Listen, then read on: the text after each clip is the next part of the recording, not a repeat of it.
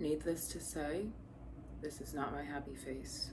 Hello, my name is Monisha Holmes. I am very excited to be in my blogging process just because there have been so many times where I've worked really hard to be able to get a really good vlog out, and to be honest, I can be a little bit of a perfectionist, so every time I try to do something and it doesn't work, I throw it away.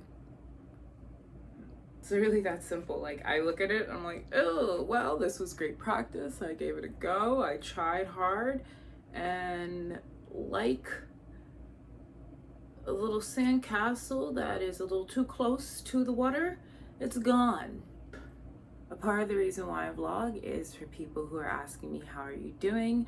So I can send them this video and let them know how I'm doing, just because I feel like these videos will sum up everything that I have to say. And if people are interested, here is a video. You can listen, enjoy the video. How am I doing today?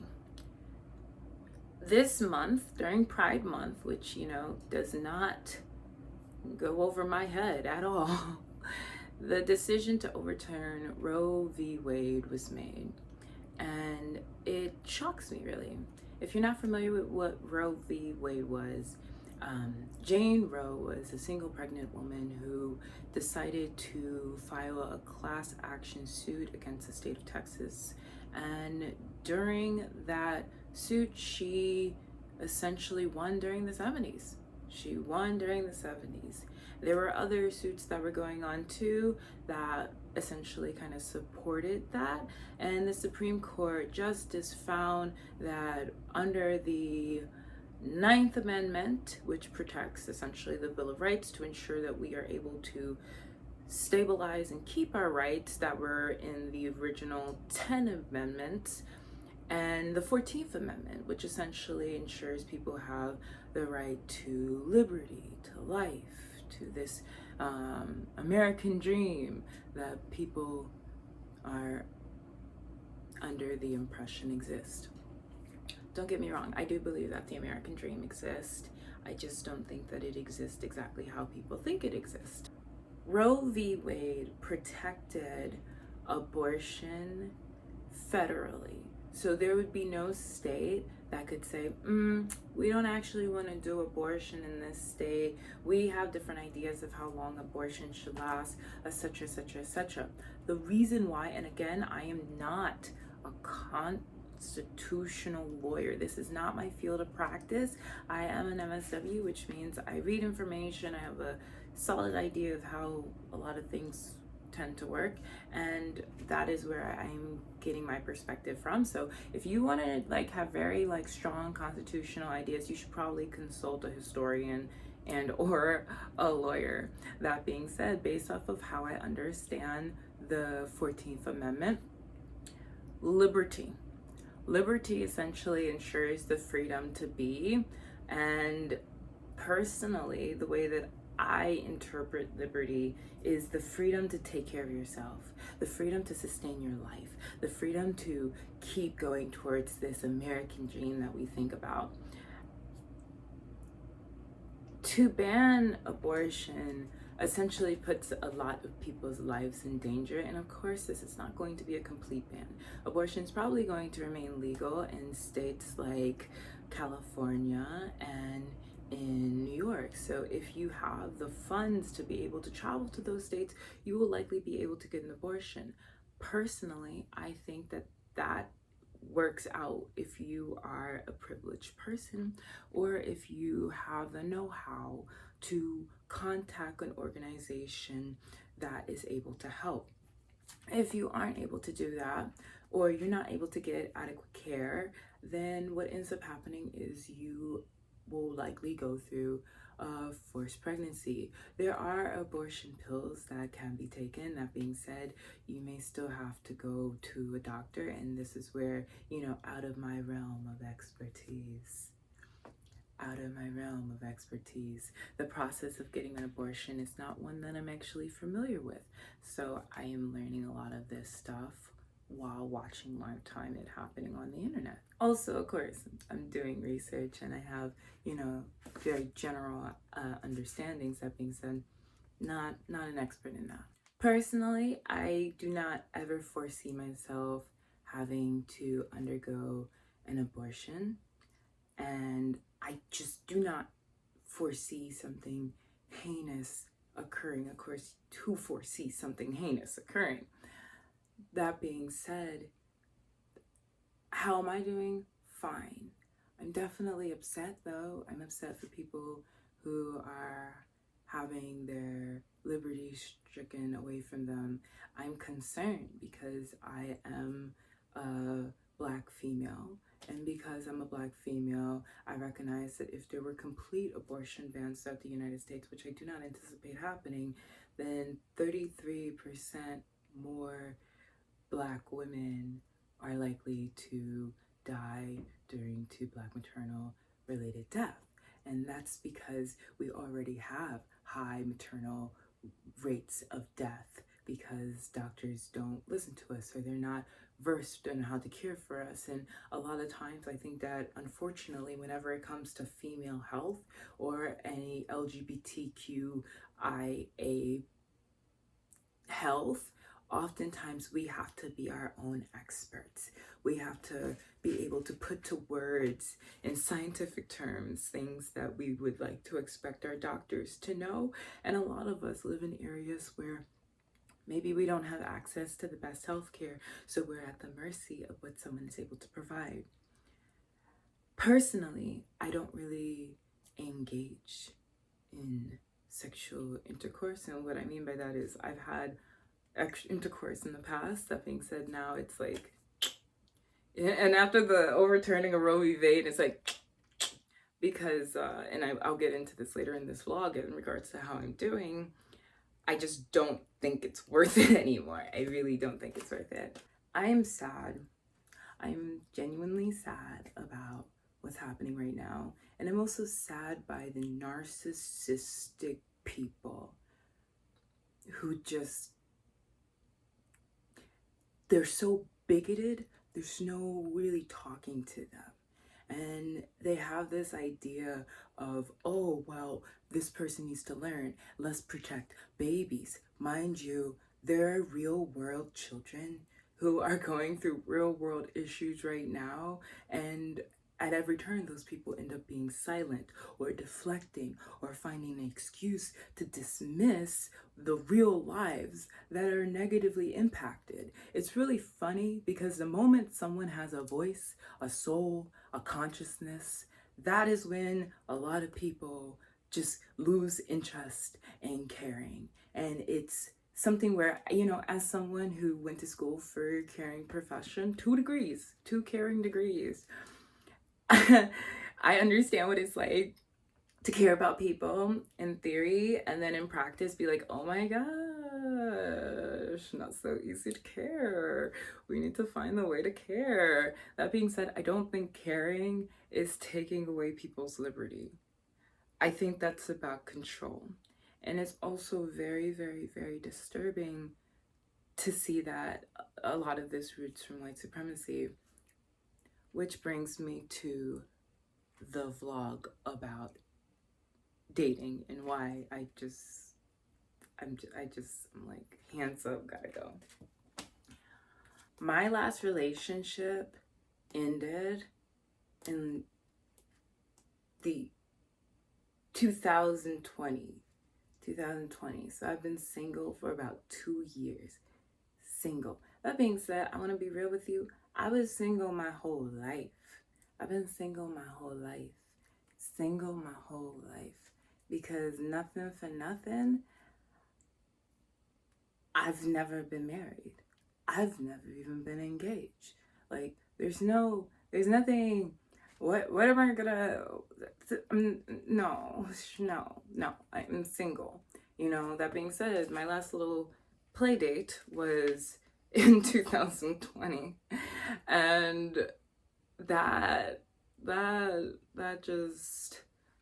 after that relationship, I had to really dig deep within myself to figure out how I got to that point and how I got to the point of it ending. Like, I took a really long time. I would say that's part of the reason why I had trouble making YouTube videos and even creating content for at Black Woman Being. If you're not familiar with Black Woman Being, it's a little media hub that is ran by a bunch of cool people. I'm one of those cool people. And Black Woman Being essentially provides news and educational resources, and it is solution based. So really believe in giving reality checks so people can figure out how best to navigate through the world, and also to give resources when possible. Doing our best here. I put the energy into my career after the relationship ended because I felt as though, and I've said this through numerous relationships, if I love me as much as I love these people that I was in a relationship with, there's nothing in the world that would stop me. Period. Like, there was nothing in the world that would stop me. 9 times out of 10, whenever my life started to go down, it's usually because I was pouring out of an empty cup and then breaking and being smashed. So the smashing of myself by allowing myself to be in a cabinet that was not for me to live in is my B. It's my B. My B.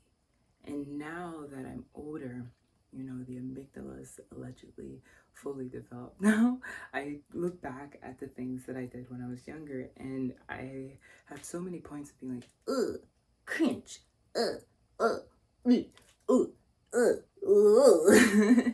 just so many points of like, oh, for real, that's the choice you made. And I'm sure we all do that.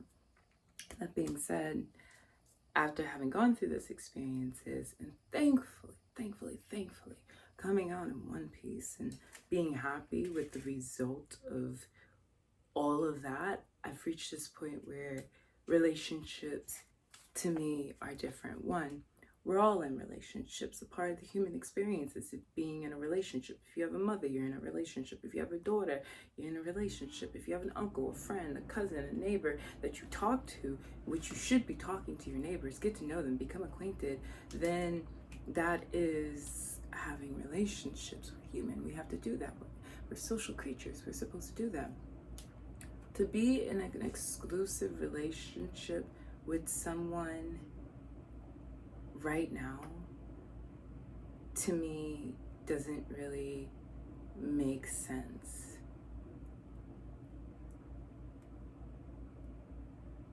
I think engagement is an exclusive relationship. And the fact that I've never been in this point of being engaged, to me, means that I've never really been in a relationship where someone saw me for the long term. And that's fine. Perhaps they were entertaining the idea because we were talking and we were dating and we were doing things. That being said, to really know you want to be with someone for the long term probably will result in some type of engagement. At least at my big age, in my 20s, late 20s, for those who are curious, that's what that looks like in my opinion.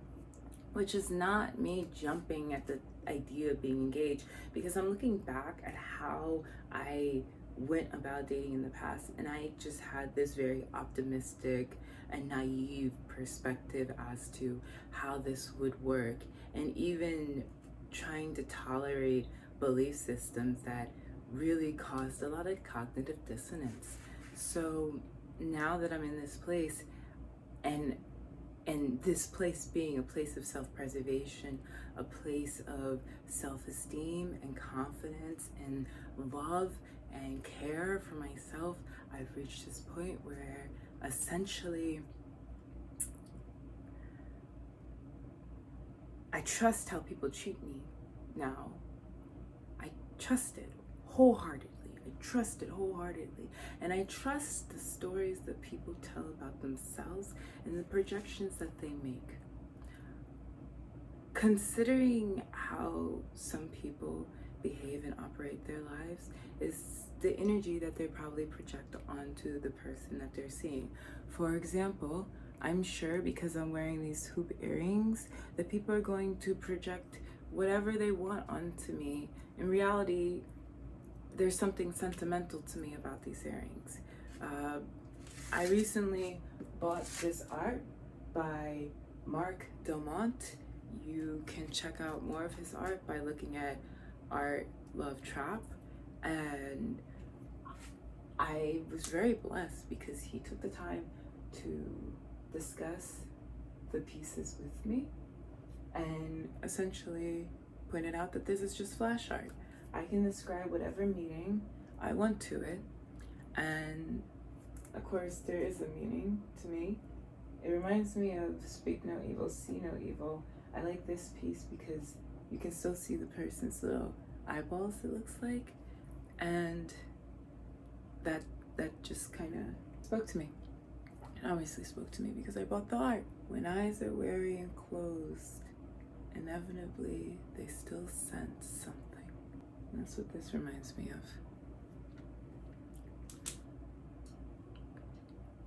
We project things onto people so often, and sometimes I have things projected onto me that I'm like completely like astounded by. I'm like, how did you jump to that conclusion? And that's when I learned not to take things so personally or personally at all until it becomes personal, because 9 times out of 10 complete strangers have no idea what the hell they're talking about. Literally, they just like blah blah blah blah blah blah blah blah blah blah blah blah. You know, like gossip folk. A lot of people are bored, so they occupy their time by finding meaning where meaning may not exist. Getting involved in people's personal affairs when in reality it's like, is that really necessary? Like, do you need to do that? There are so many other things in the world that you could be doing, and yet you chose to be obsessed. Why? My decision to avoid relationships has nothing to do with not wanting to be in a relationship. It's just the excitement that was originally there just isn't really there in the same way, because I've reached this point where I want to believe in myself ridiculously. I want to ridiculously believe in myself the way that I ridiculously love people. When I was 16, I was a model, and technically I think I was even a professional model, and this is me at Miami Fashion Week, and I'm very proud of that I had done that at such a young age. And I also was super aware of the racism in the modeling industry, and I became even more aware of the things that made me feel uncomfortable, and that is why I decided to pursue my education, so I would always have something to fall back on. It's not obviously a foolproof plan, like, you know, like there's always life that can happen. That being said, it was always very important to me, education. It still is very important to me. In 2022, I decided to pursue modeling again, partially because someone was like, you should do it, and then it feels like, you know, it's being pushed in that direction. So why not? Why not? Why not? Why not? Why not? Why not do something that actually I look at and think that it makes me better, and I appreciate it, and I like it, and it makes me happy. It's something that I get passionate about. I also am working to build a media platform that will involve other people, and that's so much work. I am almost always working, almost always working. And at any point in time, I could start working. And that is exhausting. There are times where I work so hard that I can't stop working, and I just keep moving and moving and moving and moving because I just can't stop working. And also, being a social worker gives me, I wouldn't say that it's Catholic guilt twice removed. That being said, I think that's kind of what it feels like. I don't have a hero complex at all. I want to be very clear. I really don't. I have no desire to be a hero. I have no desire to be a villain. I have the desire to be Monisha, and that's basically it. And Monisha has compassion and care within boundaries for the world that she lives in. I'm speaking about myself in third person because Sometimes it's a fun slang thing to do. It's fine. Anyway, I have compassion for the world around me. And because of that compassion, there are things that if I'm able to do and if I'm able to be helpful and it's not something that is too much for whatever I'm carrying, then sure, I'll take it on. That being said, carrying all of those things and then also trying to think about the possibility of dating people, when in reality, I'm not gonna lie, the minute Roe v. Wade was overturned, it became this process of really looking around at the people that I have been romantically interested in and really stopping and thinking, was I really into them at all? Or was I open to them because of a perceived escape plan? And granted, I'm super responsible. Very responsible. Very, very responsible. And responsibility doesn't always save you. That being said, sometimes it helps. That being said, now that that is no longer an option, I'm sitting down and I'm like, geez, I don't even want to leave the home, which is a terrible place to be. It's a terrible place to basically be like, I don't want to leave the home. I don't want to go and socialize with people.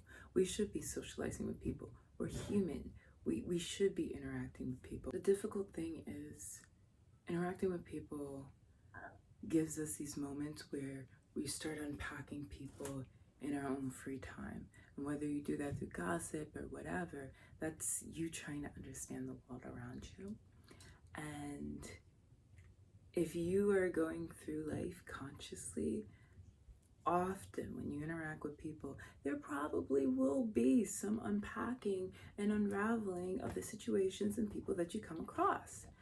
So that being said, sometimes I have interactions where I can have one interaction with someone and really be processing and unwinding the tape for like 3 days.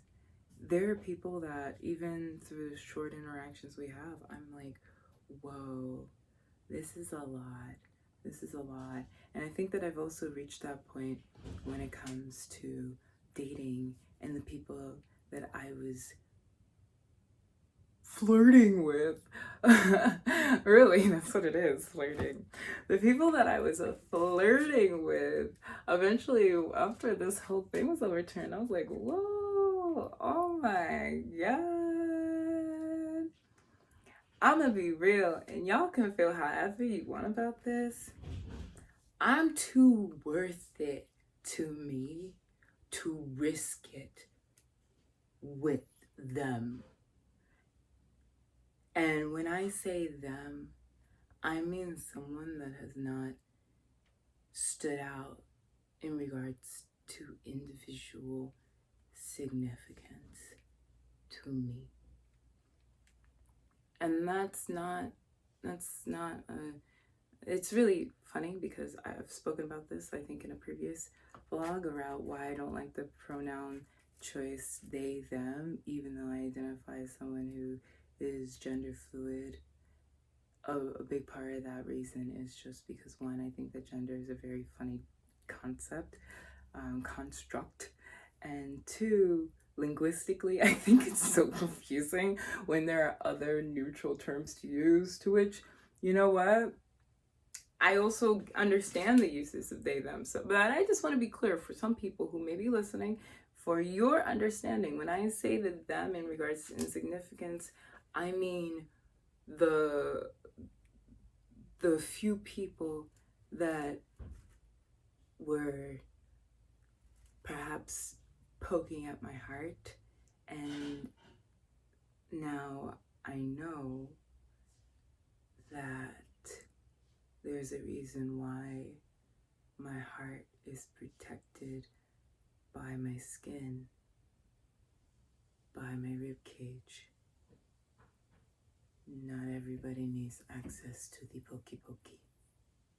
Don't want everybody pokey pokey the hardy hardy or the mighty mighty. No. Don't do the pokey. You can do the hokey pokey, you can turn yourself about, and that's what it's all about. But aside from that, I don't really need that much more.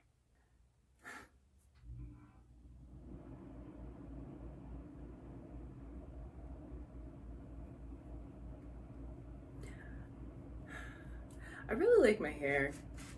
I started using the As I Am curl color. Let me show you. My hair texture is so cute, and a big part of the reason why it's looking cute is because of the As I Am curl color, bold color. This is bold gold, and it's really pretty. Like, I feel like it's giving my hair, yes, that gold highlight, and also this really cute blonde brown thing. I really like it. I'm also using Uncle Funky's Curl Magic Curl Simulator. I recommend that. Your hair will stay moist the whole time. And whenever I'm feeling dry, Restore and Repair Jamaican Black Castor Oil Water by As I Am. Especially because I live in Florida and the sun be right there, so I'm just like, Don't over squirt your hair though, because then it'll get all wet and weird, and at least my hair doesn't like that. So yeah, long story short, I'm good. I'm generally happy. Personally, societally, I'm a frowny face. Societal frowny face. I hope that you enjoy this vlog. If you care about spirituality, justice, and wellness, I welcome you to follow at Black Woman Being. The link will be in the bio. If you're interested in reading your horoscope, I write the full and new moon horoscopes for cosmopolitan.com. And if you just want to keep in touch with me, you can go ahead and follow my Instagram. I'm pretty sure I have a TikTok that I don't often use. And I will see you all in the next video vlog. Goodbye.